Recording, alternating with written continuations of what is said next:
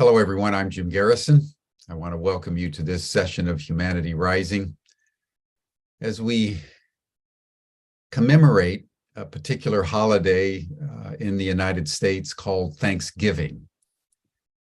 This is a national holiday, but it's a holiday full of controversy, and it is simultaneously a time for Thanksgiving for some, but also great mourning for others. And I want to comment for a few minutes as we open on some of the dimensions of the Thanksgiving holiday as we begin a program around how we bring poetic healing to a world that is burning, because that is the situation in which we find ourselves. And ironically, the festivities around Thanksgiving offer an insight to not only the history of the United States, but to the crises that we face around the world. The traditional narrative on the part of the white America is that the Pilgrims landed in 1620 on the Mayflower, about 100 of them, and they suffered through a very harsh winter as they landed in Plymouth, what is now Massachusetts. And the 50 or so that survived the winter interacted with the Native Americans there. And by the fall of 1621, they had a Thanksgiving feast, which included both the settlers, but also some of the representatives of the Native American tribes. And they all gave Thanksgiving together. And that was the origin of the national holiday in the United States for Thanksgiving. That narrative is not true. And so I want to just unpack it just a little bit. And first to point out that the first call for Thanksgiving, a day of Thanksgiving, was not instituted till 1789 by President George Washington. And it was a national day of Thanksgiving that had nothing to do with the landing of the Puritans on Plymouth Rock back in 1620, which by then was about 160 years ago. And that was not followed up by President Jefferson, who succeeded President Washington. There was intermittent festivities around Thanksgiving, but it was mostly a Christian holiday of giving thanksgiving to the great deity. It wasn't until 1863, in the midst of the Civil War, that President Lincoln declared Thanksgiving in November a national holiday. But there again, it wasn't associated in any way with the Pilgrims in Massachusetts or a meal that they had sometime a year later. He, like Washington, commemorated Thanksgiving as a national holiday to honor the sovereign being and to call for humility for Americans in the midst of a civil war where they were brutally killing one another. And he felt that this was something where the United States population could just pause. It was only subsequent to Lincoln's call for a national holiday that the traditions began to evolve with nostalgia back to the landing of the Pilgrims in Plymouth Rock for a meal that probably never happened in any of the ways that we would imagine it. It's just simply because it wasn't for another 150, 200 years that the traditions began to evolve. What is much more fundamental as a fact is not the landing of the pilgrims on Plymouth Rock in 1620. But the arrival in August of 1619 of the first slave ship was a Portuguese slave ship carrying between 20 and 30 Angolans that they had captured in Africa. And they were sold in Virginia. And that began the institution of slavery in the United States. Another very important fact about the arrival of the English as well as the French in what they called the New World in the 1620s and 30s is they brought diseases, as did the Spanish in the southern part of the United States and in Latin America. They brought smallpox, they brought the flu, and the native populations had no immune response to these diseases. And between the arrival of the Spanish in 1492, the English and the French over the next century, over the next 100 years, 90% of the entire indigenous population from North America, Central America, and Latin America were literally wiped out, largely through pestilence, but also through bondage and a disruption of their way of life and their culture that can only be called genocide. And it was a genocide that was sanctioned by the Catholic Church in the great doctrine of discovery that was enunciated in 1493 and then reconfirmed in 1494. We're going to be doing a big program on Humanity Rising on the doctrine of discovery next year. And so Thanksgiving is really a day of mourning. It's a day when we need to give thanks for certain aspects of our culture in the United States. But we also need to apologize. We need to fall to our knees with an awareness that what the Europeans brought to the Western Hemisphere was a devastation without equal anywhere in the entire history of the world. There's never been an instant where, upon the arrival of a conquering power, 90% of the indigenous population was wiped out. And that's why Native Americans commemorate this day as a national day of mourning, and well they should. And when you look at the number of mass killings, you look at the violence that the United States has perpetrated around the world over the last century, particularly since the end of the Second World War, you have some measure of how violence and racism and white supremacy have created a toxic mix in American culture that is ripping the country apart, as you see on the daily news, both ideologically and culturally, but also physically, and through the extraordinary destructiveness of gun violence. So as we commemorate this day, we thought that it would be appropriate to establish a theme of how do we bring poetic healing to a world that is burning, and a day where mourning undergirds any Thanksgiving that we would want to articulate. And to do this, we thought we would go to India. We would go just to another part of the world and bring in an extraordinary woman, Neha Misra, who was born in New Delhi and has deep roots in the Indian culture thereby.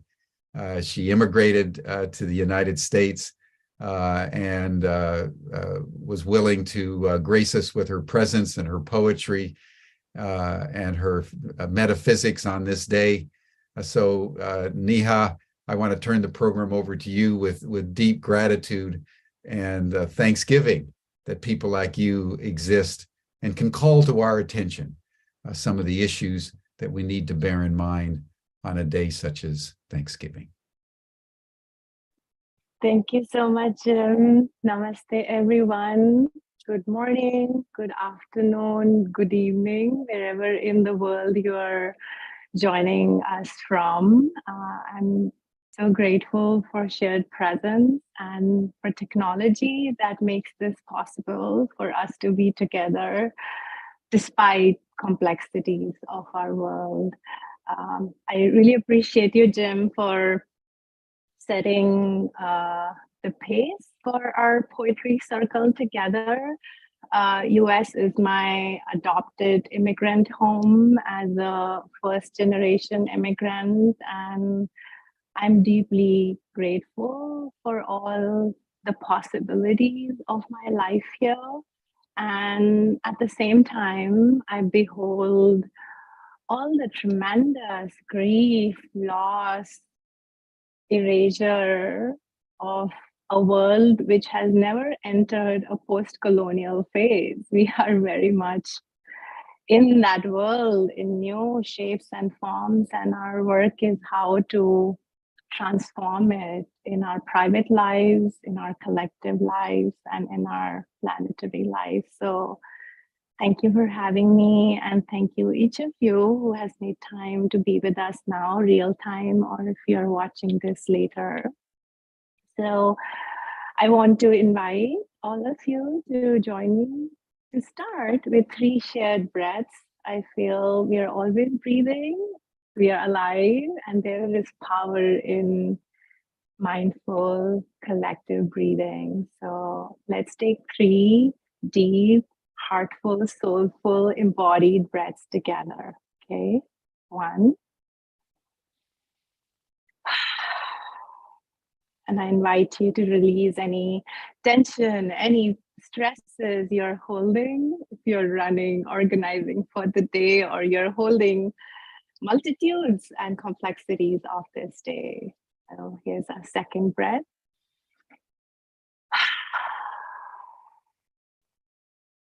And here's our third breath together.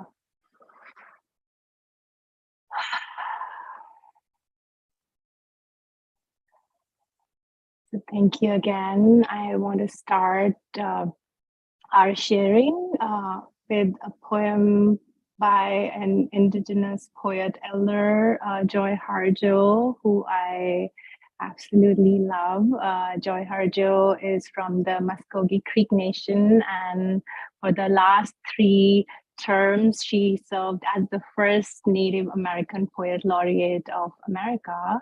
So I want to start with her poem, Eagle Poem.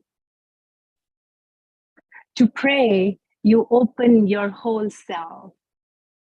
To pray, you open your whole self to sky, to earth, to sun, to moon, to one whole voice that is you.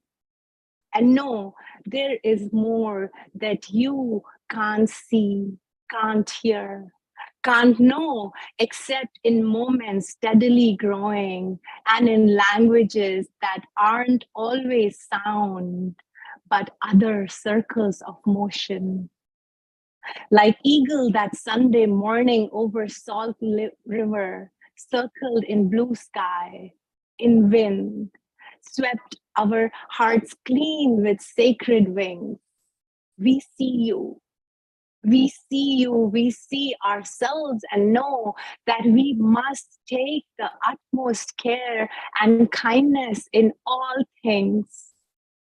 Breathe in, knowing we are made of all this, and breathe, knowing we are truly blessed because we were born and die soon within a true circle of motion. like eagle rounding out the morning inside us. We pray, we pray that it will be done in beauty, in beauty, in beauty.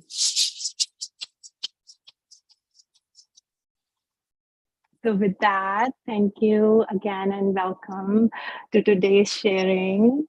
The first poem I want to share with you, my poem that I want to share with you was written during the peak of COVID pandemic, which in different ways, I feel different parts of the world, including right here in the US, we are still navigating both its loss and uncertainties. And this poem was about, as I was reflecting on both my physical space during the pandemic and also my spiritual space. So thank you for hearing. It's called Enough. I am enough. You are enough. We are enough. This room is enough. Enough sunrise constellations pouring from enough windows. This life is enough. Enough has been given. Blue skies, tree sculptures, cloud dancers, firefly fireworks, enough tenderness of strange knowns and unknown strangers. Enough has been received. Lavender aromas, cricket lullabies, moonlight laughter, lingering loves. Enough.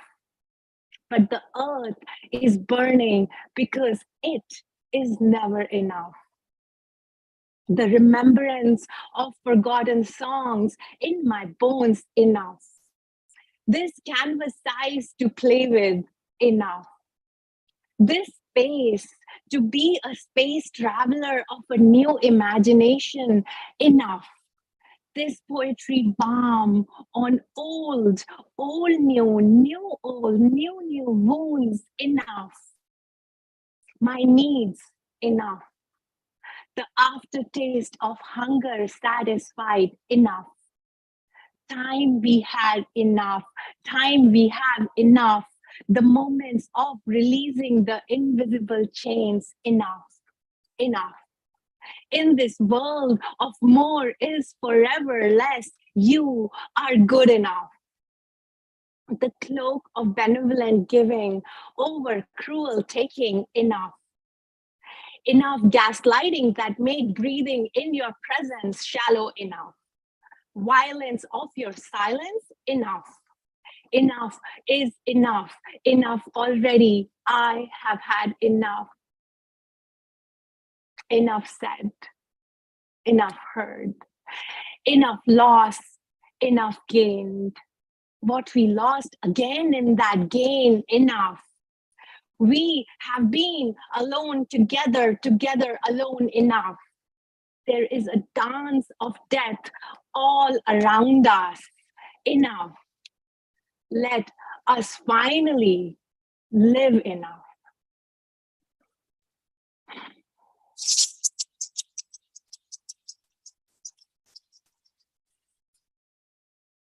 So thank you for listening enough. And my wish today and for all days is that may everyone, may we inhabit our enoughness and in our burning, aching world, continue to embody enoughness instead of a forever cycle of greed that has brought us to this brink, that humanity and the world beyond humanity for all living beings has been impacted. So this next poem that I want to share with you, it is my note, especially as a new immigrant, I became a US citizen this year, and I voted for the very first time recently, which has been a highlight of not just this year, I feel a big life highlight for me. So this poem is called Notes for the New Administration. We shall need a ministry of poetry. For the hysterics of our present histories need the balm of poetry.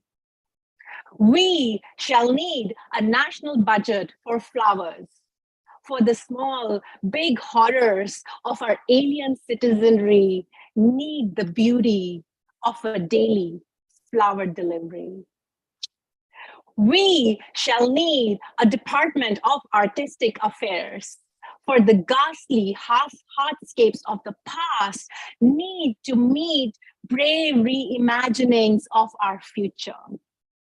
We shall need a national deep breathing resolution, for the chronic hyperventilation is making we, the people, lunge into spirals of chaos.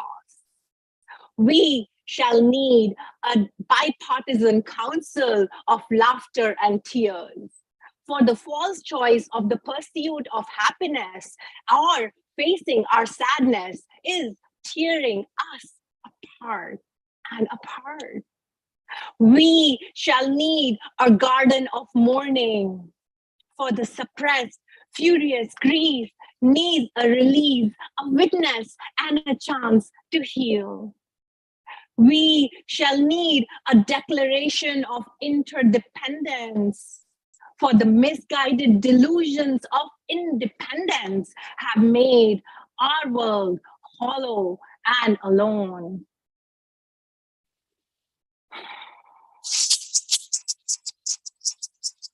Those are my notes for the new administration. If you know the new administration, please let me know. I would like to share this poem with people who govern, because I wish more people who govern had sensibility of poetics, empathy of poetics, and the capacity to rise beyond binaries of happiness or sadness. What if we can behold both? How can we behold both? So, yeah. So this next poem, I wrote this experiencing a lot of agony in the contemporary climate movement as a person of color, as a woman of color, trying to create new worlds while trying to transform the damaging parts of this present one. And I feel sometimes within even the most progressive climate movement, if we are not mindful, we can become what we are trying to change. So this poem is called What's Efficient? Fast food is efficient. Fast food is efficient. Yet I love the deep love of loves, known and strangers, mothers, grandmothers, in body or heart, women of my skin color, patiently grinding spices, brewing hope from seemingly thin air. But it's not thin really. It's the only matter that matters. It is deep, it is intergenerational, it is trauma reborn as taste of the buds, ready to soak, slow cook, spread, slow, slow, slow, deep, deep, deep. For such is true love, slow, deep, inefficient. To love like this. What's efficient? Dictatorship is efficient, yet please serve me democracy with all its inefficiencies. What's efficient? Silence is efficient. End of poem.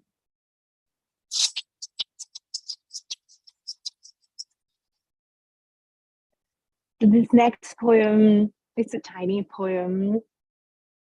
It is a reflection on the connections between the micro and the macro. That sometimes if we are not careful, if we are not mindful, we can forget because we are only human.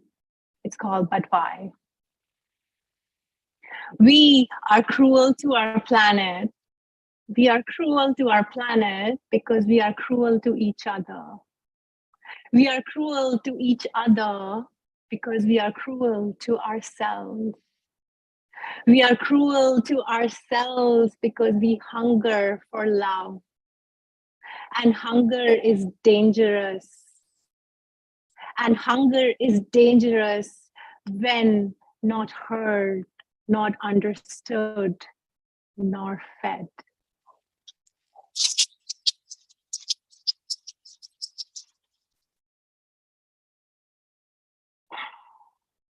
Keep an eye on the time here, a few more poems. This next poem is really very important to me because when I was studying in India, in Delhi, I was taught Maslow's hierarchy that many of you may be aware with, Maslow's organizational hierarchy and worldview. And I feel even those of us who live in formerly colonized countries, as I grew up in, I was born in India, the Raj may have left, but often the remnants of colonial thinking remains in our education system, in our language. And this poem is my answer to that. It's called Maslow Was Wrong. Maslow was wrong. He got the geometry all wrong. What Maslow did not know is that life is not a one-way triangle to be climbed, bottom to top, first body, then mind, then soul. Life is a web of circles as ancestors of my ancestors knew to be true before science had a name for itself. We live in an Indra's web of interbeing, each jewel eye of the web reflected in each other jewel eye of the web. Our own body, mind, and soul tied together. Our nation's body, mind, and soul tied together. Our world's body, mind, and soul tied together. And much of what is wrong with our world is our misplaced geometry. Maslow's unilateral triangular ladders competing within us, outside us, all around us, as life's circular web dreams of wholeness waiting for you and me to step out of triangles fighting themselves.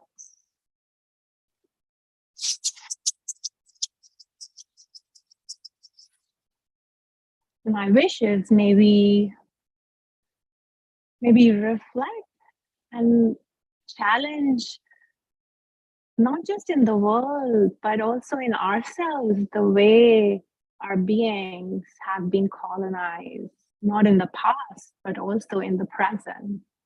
And to change that script, to reclaim what needs to be reclaimed, and to reimagine and imagine the worlds we would like to inhabit as we build these bridges of poetic healing in a planet that is literally burning. So I have a couple of more poems for you, then we'll open up our circle for a conversation with Jem. This next poem was also written during the pandemic. I wrote it as I started walking a lot in my neighborhood on the edge of Washington, D.C., and I was really missing trees of India, and both literal and metaphoric roots and connections as an immigrant who inhabits the multitudes of living a transatlantic life.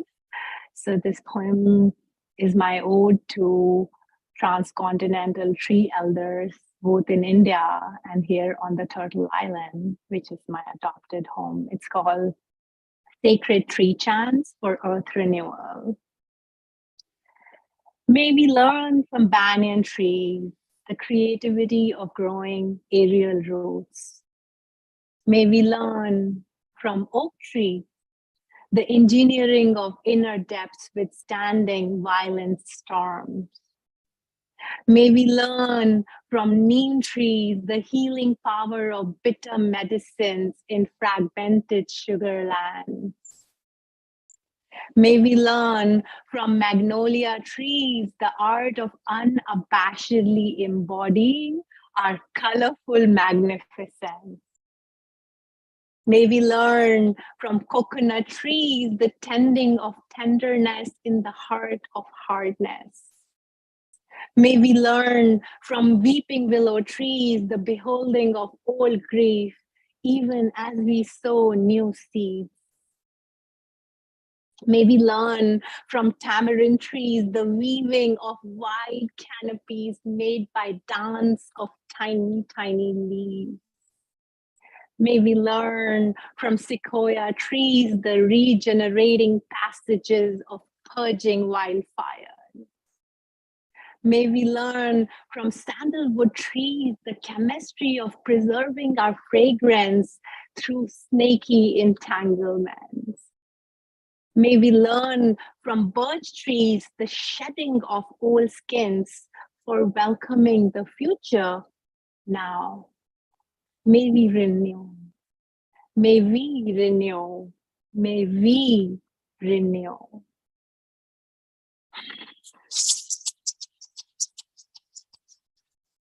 Which brings us to the last poem I want to share with you today. It's called Impossibilities. Let us remember that today's possibilities are yesterday's impossibilities. Yesterday's normal to today's child would seem mad ravings of a society impacted by the moon, and not in a good way. Here a child asks, what do you mean people could be owned? What do you mean women could not vote? What do you mean land had a line to call? What do you mean deadly duels made due process? What do you mean the only flight great grandma ever took was the flight of her fancy? What do you mean the earth was flat? And so we imagine distant impossibilities and start sandpapering to take the im away, so a child may ask one day, what do you mean earthlings are harming Mother Earth to which we belong? What do you mean our universe was stuck in false binary reductionisms? What do you mean guns were farmed and could be bought like tomatoes? What do you mean humans were entranced by tiny rectangles and not by sacred presence of each other? What do you mean the world was chopped, grilled, burned, and trashed before being reborn with the seeds of our wild, regenerative reimaginings? What do you mean the interweb of being was thwarted by arrogant delusions of independence? What do you mean we did not speak in flowers? In such impossibilities, may we rise and dive and build and rebuild. Now, repeat a chant, persistent like climbing ants. Impossible. I am possible. Am possible. Possible. Yes, here, now, begin. Let's begin. Thank you so much for listening and being together. And I invite Jim to come with his beautiful presence back into the circle. Thank you, Neha. What an extraordinary series of poems and illuminations that you brought us today. Cherry was just making Cherry Stover was just making a very good point, which I want to just underscore, everyone, that I made remarks about a day of mourning and a day of Thanksgiving and certain historical aspects, but like so many events in our lives, there are many dimensions. And Cherry is pointing out that Thanksgiving also is a day of rest. It's a day when we just pause with our families, and I want to acknowledge that as well. I'll be spending some time with my family, as I know many people, almost everybody will be going somewhere. So I want to also acknowledge that aspect. And within that context, Neha, I want to just acknowledge that you've recently become a citizen of the United States of America, and all of us were immigrants from somewhere else. And it's worth also pointing out that the United States was the first country in history that we know about that was built by people from somewhere else. And this whole invitation of immigrants, shaped obviously by racism and exclusions and all of that, but nevertheless, it was foreigners coming to this land that built the nation that we have today. My mother came from Sicily. My grandmother came from Sicily. You've come from India. And I think it would be appropriate on this day to just have you share a little bit of your story. You were born and raised in India. Somehow you came to the United States. Just tell us that story. Thank you, Jim. Actually, I have a poem. Give us a poem. My answer to where are you from? May I share it? Sure. Okay, let me just pull it out. And I want to first share the story behind this poem. I was in Indian buffet here in the DC metro area, and I was super hungry, so I wanted the buffet to go. And as I I would say hungrily filled my my box and then went to the payment counter. There was a Latina woman behind the counter, and she said, "You look lovely. Where are you from?" And I feel it's such a profound question, right? One of those mundane, profound questions. Where are you from? So this poem is really my answer to this. Is my story of coming to this country and also inhabiting not just multitudes of multiple geographies, but also multitudes of belonging where one is, but also connecting to our planetary consciousness and connection. So here is, especially for you, on demand, where are you from? The lady behind the restaurant counter asked me without a comma, "You look lovely this afternoon. Where are you from?" As always, I fumble for a response to these 4 words. Where are you from? And then there is loveliness. Is loveliness and where I'm from related? I fumble for the first geographical wave that comes to mind, which it does, depending on the season, the time of the day, and my mood. For where am I from? I am from this ground I am on. I'm here now. I am from here. I am from my blue bedroom. I'm from my white kitchen. I'm from my green study. I'm from the lemon bathroom. I'm from the white living room. I'm from the side street. I'm from the progressive county. I'm from the green city. I'm from the legendary state. I'm from this greatest country on earth. But wait, this is my adopted home. I must belong where I came from. So let's try again. Ask me again, where are you from? I am from that ancient country. I am from that mythical state. I am from that dusty city. I am from that revolutionary county. I am from that main road. I am from the plot where my parents' house stands. I'm from the tall building I called home before I grew my wings. I'm from my parents' house on the 6th floor. I am from the house number 64. I am from that brown living room. I'm from that sea green bathroom. I'm from that blue study. I am from my mother's gray kitchen. I am from my pink bedroom where my stuffed toys are still lined up. I am from there. I am from the ground I stood on. I was there then, I was from there then, but I am here now, here in a very precise space, square footage taken by my red shoes. So ask me again, where are you from? I am from where my parents spent their childhood. I am from where my mother, as a little girl, played on a banyan tree swing. I am from the house from whose roof my father fell as a 3-year-old child unharmed, from what the eyes can see at least. So ask me again, where are you from?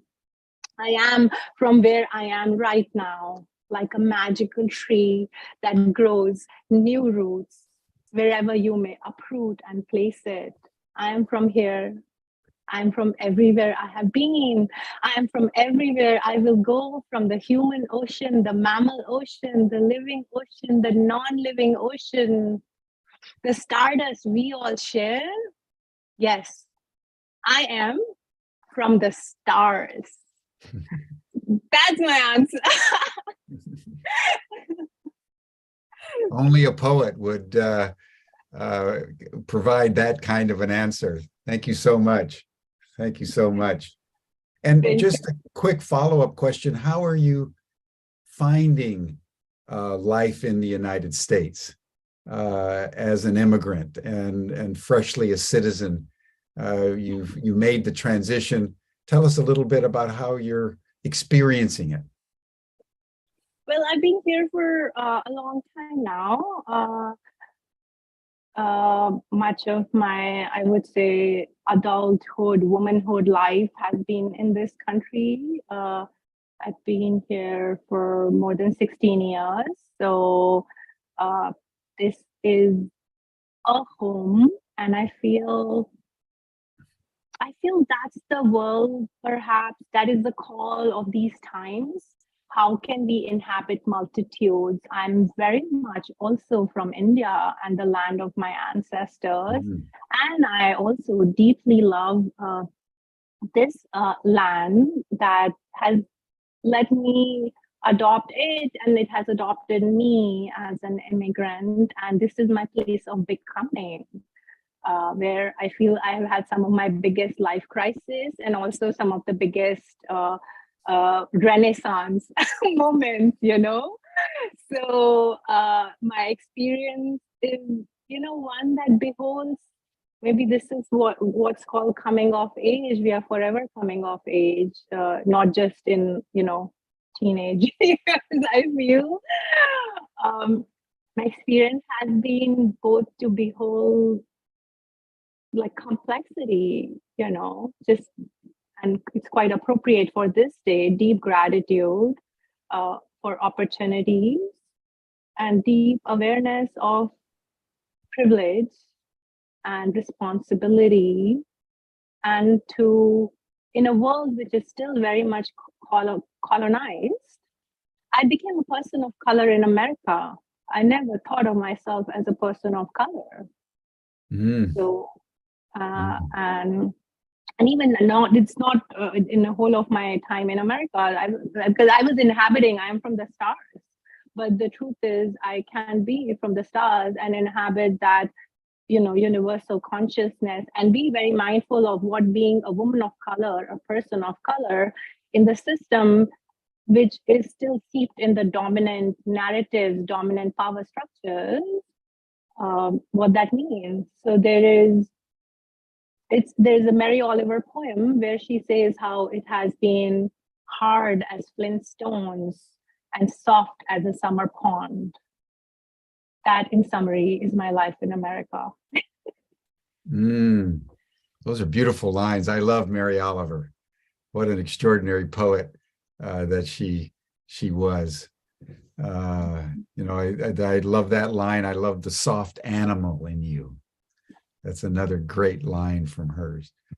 Neha, we're going to bring someone on that we didn't discuss before, Shannon MacArthur, who just came back from Egypt and climbed Mount Sinai as part of a group of women that were there. And I thought that it would be nice to kind of share the festivities today by inviting Shannon to just drop in and tell her story.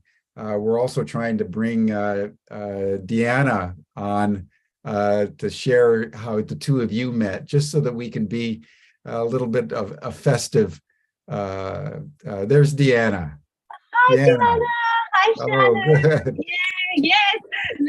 Let there be abundance of wonderful magic and connections and Yeah. love. Shannon, just before we turn to you, Deanna, thank you for joining. You were the one that brought Neha to my attention, and we worked together. Deanna, as you all know, has convened a number of programs on Humanity Rising on regenerative wood health. And so I just thought, just because of the day, Deanna, to welcome you and to Thank say a little bit you. about how did you meet Neha? Uh, Oh, I'm telling you, it's a treasure. It is a treasure. She is my sister from another mother. But Design Science Studio is where we met. We were both cohorts. They are called, and it's affiliated with Buckminster Fuller. It's an applicant program. Hundreds of people apply to, and it's the impetus of artists really changing the world. Don't you think, Neha? I mean, I think that's their message in Mhm. the big picture. And so much creativity flowing through that group, and we just connected, like magnets, her and I. Uh, Mhm.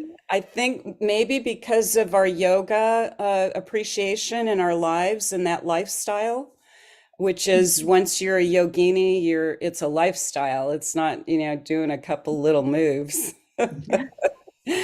But what a treasure. Your words and intelligence, they move our souls collectively.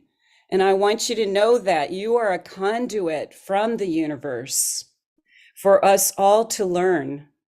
And that last poem you just, it was so moving. About guns being harvested like tomatoes, especially right now, because it's such an acute, issue right now for us in the States. So I'm so filled with gratitude for you. And I'm Thank so you. honored to share you with everyone. Thank Thank you, you. Dihana. And may I just also express my deep gratitude for these shared circles and ripples. I feel, Jim, to answer your question, and in addition to what Dihana said, I feel what connects us is the capability to behold profound grief and joy, Mm. mm, and not mm, to fight that it can only be one or the other. And I exactly. feel that in your presence and in your love, Dehana.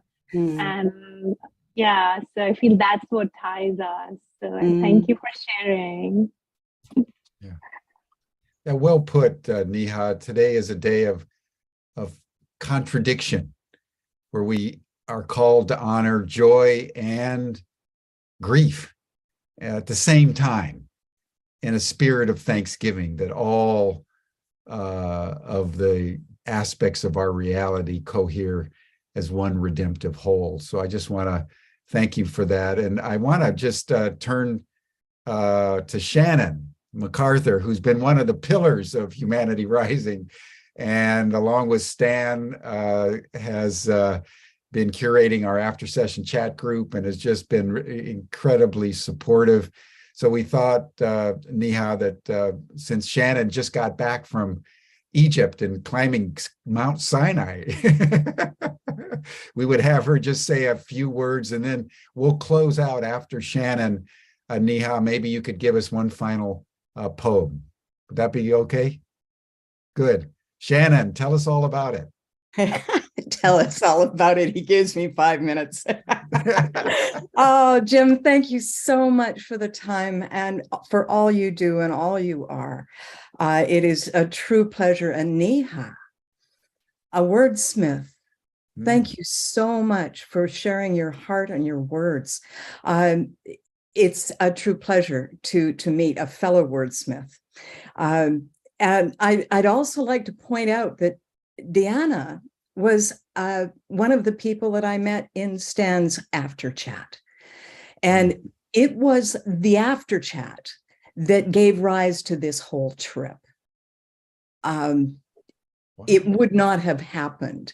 Yes, Deanna, you are a star. And it's been quite a journey. And I want to share the words that I wrote. I'm also a poet, and I love my words.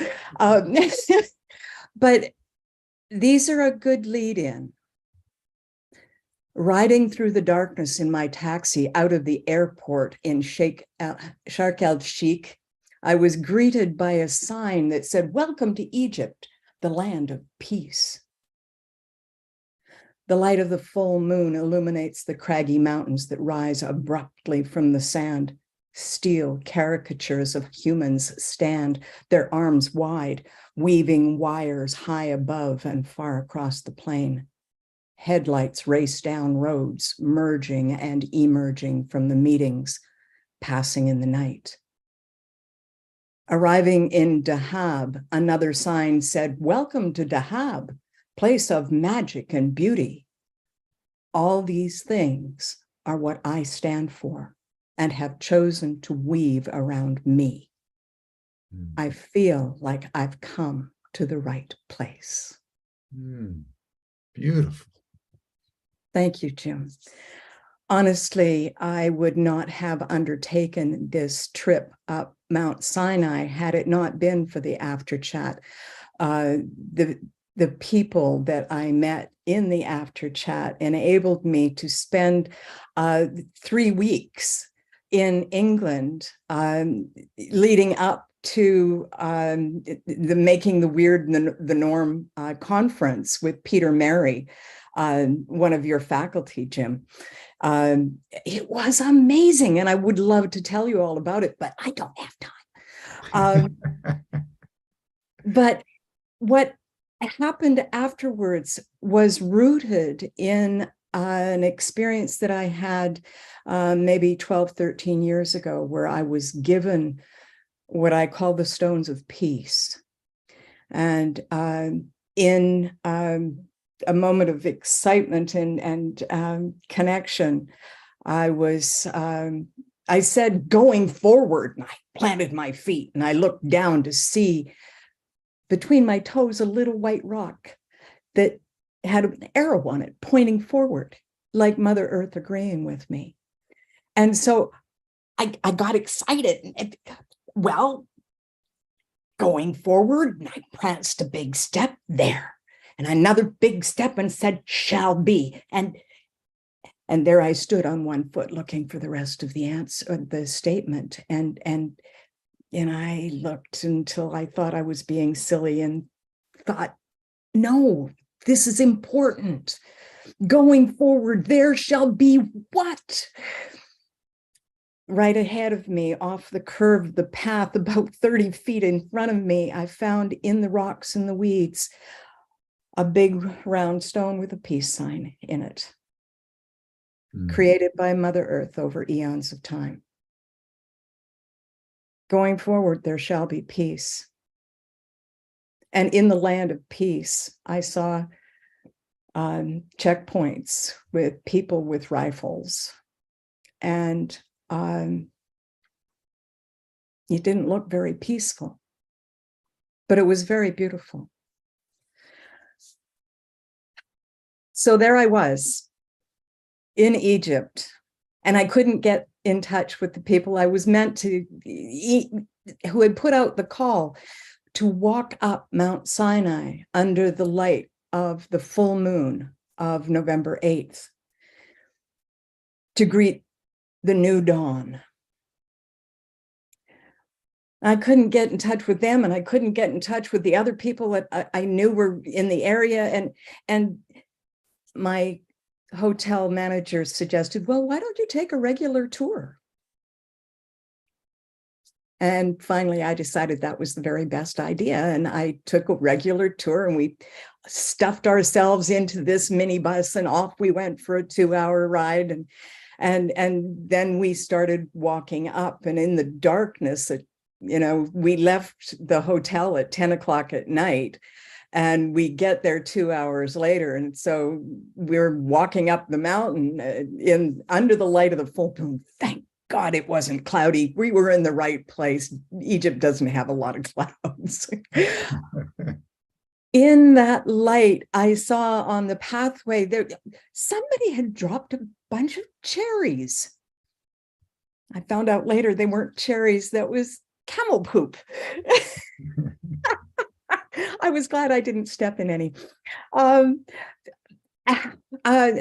went up and I went up, and we walked and we walked and we walked, and then camels were coming down, and they would offer, do you want a camel?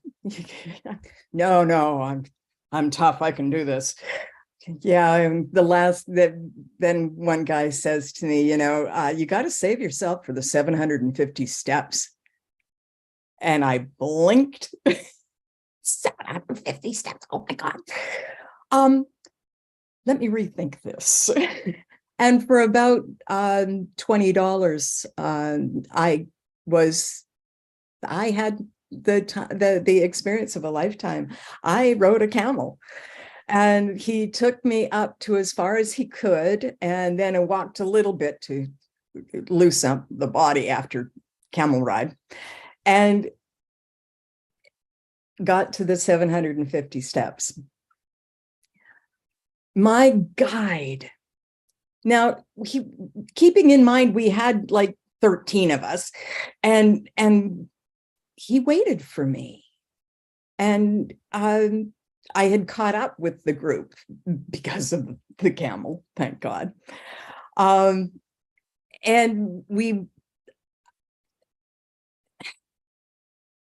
Mahmoud helped me every step of the way, guiding me and just being a balance on the divine help of the masculine enabled me to do this trip, through which I brought the stones of peace up the mountain, up these stairs that were created over a generation of Bedouins who have honored the tourists and pilgrims that have come to the mountain that Moses brought down the rules of the Father.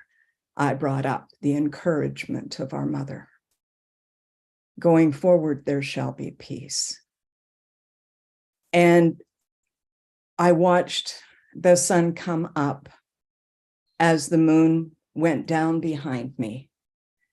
And I made an altar of the bag that I carried the stones in, which was made from the material that I made the vest that I was wearing, batik, that was created of a topographical map of my home. And so I put out the stones of peace, an icon of Baha'u'llah, and a shard of Hopi pottery, and prayer ties for the children of the residential schools. Mm. And I thought of all the people who weren't with me and all the things that weren't with me. And so they were there with me. You were all with me. And as the sun came up, a group of people behind me on the walls, they began singing. And the sun rose to the sounds of Amazing Grace. Mm.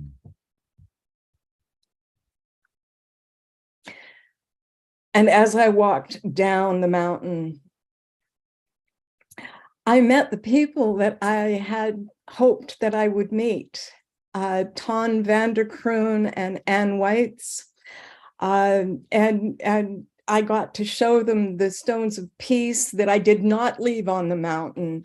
I could not leave them lying in those broken rocks, these beautiful round river rocks. I couldn't leave them there unexplained. And so I continue carrying those stones. And I was able to share them with Ton and Anne, and it was an amazing, amazing experience.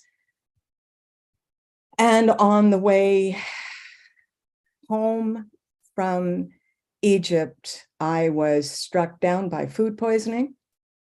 And I have been reminded how human I am.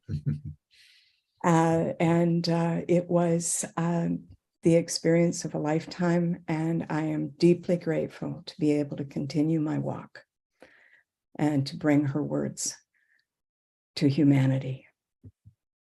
Thank you so much for listening. Thank you, Shannon.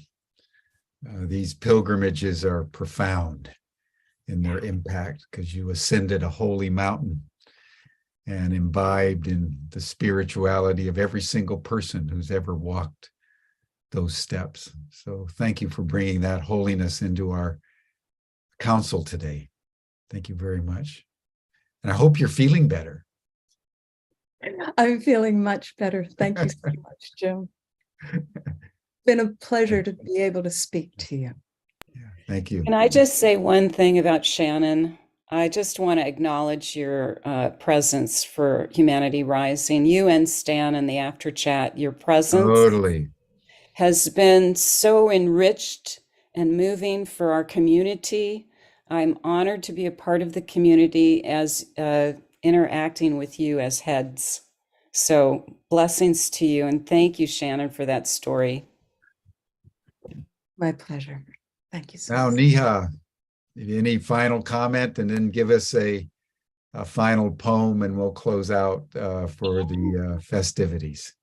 I want to thank Shannon for such beautiful. I feel poetry is not just in words, as powerful and beautiful and profound words are, as somebody who inhabits words like you.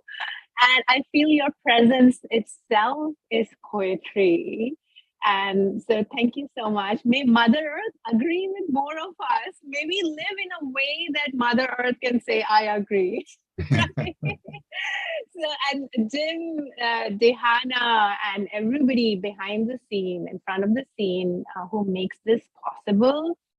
This is the work our planet needs. So what a beautiful, soulful way to step into this day while we inhabit joy and grief in ways that call to us. So it's my profound gratitude to you. I want to close our circle honoring the lineage of the land, the lineage of people, the lineage of poetry elders across generations. with Joy Harjo, who I also started with because I feel this poem is such a great reminder to feast our soul with. It's called Remember. Remember by Joy Harjo.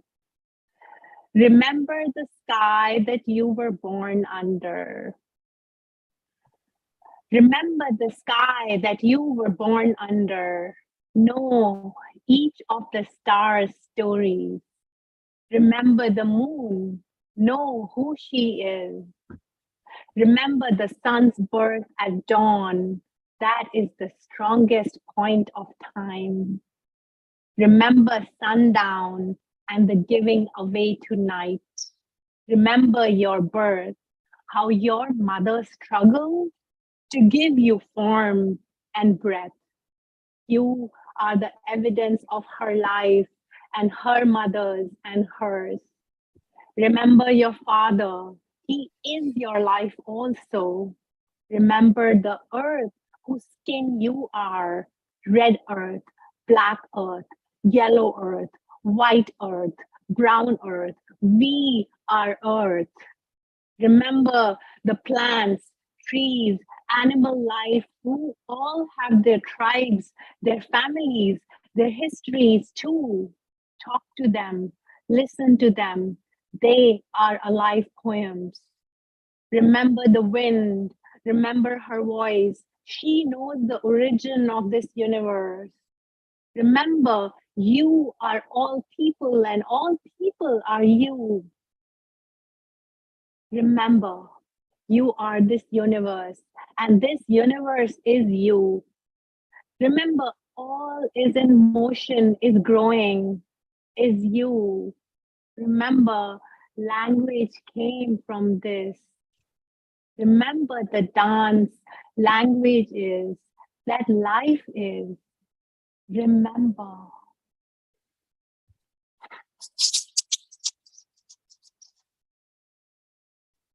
Thank you, everyone. Namaste and lots of gratitude and love to all of you. Thank you, Neha. Thank you, everyone. As the poem said, we are everyone and everyone is us. And that's the most important thing we need to remember. We're all children of the earth. And Neha, you brought the inspiration of remembering. You brought the inspiration of Thanksgiving and mourning. You brought the inspiration of the universe inside all of us. And I'm deeply grateful on this day. Happy Thanksgiving, everyone. We'll see you tomorrow.